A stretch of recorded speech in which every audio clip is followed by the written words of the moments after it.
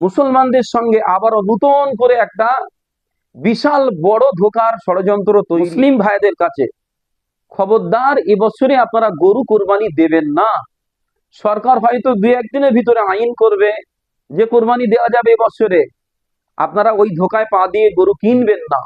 তার কারণ রাতারাতি আইন করে গরু কিনিয়ে নেবে, আবার কোরবানির রাতে কিংবা কোরবানির দিনে কিংবা কোরবানির একদিন আগে এলান করে দেবে কোরবানি হবে না, গরু জবাই দেওয়া যাবে না। অতএব আবার আমরা ধোঁকায় পড়ে যাব।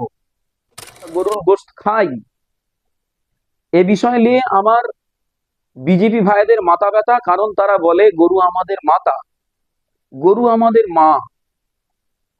আমি একজন নাগরিক হিসেবে আমার প্রশ্ন, আপনি গরুকে মা বলছেন, আবার বলছেন 14 বছর বয়স পার হয়ে গেলে গরু তখন জবাই করা যাবে। এ কিরকম মায়ের প্রতি দরদ? আর একটা জিনিস, আপনারা বলছেন গরু আমাদের মা, খুব ভালো জিনিস, আমরা গরু খাবো না, গরু না খেলে আমাদের ঈমান চলে যাবে না। তো যে গরুকে মা বলছেন সেই গরুর মল মূত্র আপনারা প্রয়োজনে অনেকেই খাচ্ছেন, সোশ্যাল নেটওয়ার্কে দেখেছি, সেটা আপনাদের রুচির ব্যাপার। তবে যে মা 10 মাস 10 দিন গর্ভে ধারণ করে রেখেছিল, সেই মায়ের মলমূত্র কি কোনোদিন, সেটা এবার আপনারা ভেবে দেখবেন। গরুর প্রতি এত দরদ, হ্যাঁ আপনাদের ধর্মীয় বিষয়, কিন্তু যে মা 10 মাস 10 দিন গর্ভে ধারণ করে রেখেছে, সেই মায়েদের জন্যই আবার বৃদ্ধাশ্রম তৈরি করে রেখেছে।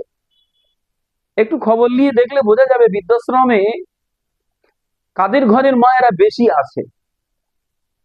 তো আমার বলার উদ্দেশ্য, আমার ভাইদের এই আন্দোলনকে লক্ষ্য করে খুব তড়িঘড়ি দু একদিনের মধ্যে হয়তো আইন পাস করবে যে এবছরটা গরু কোরবানি করতে দেয়া হবে। এ কথা বলে হিন্দু ভাইদের ঘরে আটকে থাকা গরুগুলোকে ওরা বিক্রি করার সুযোগ করে দেবে। সব যখন কমপ্লিট হয়ে যাবে, হয়তোবা দেখা যেতে পারে কোরবানির রাত্রে কিংবা আগের দিনে প্রশাসনের তরফ থেকে বিশাল একটা ঘোষণা আসবে যে গরু কোরবানি হবে না। এমনকি পাড়ায় পাড়ায় কেন্দ্রবাহী ঢুকিয়ে দিয়েও গরু কোরবানি আটকে দেবে।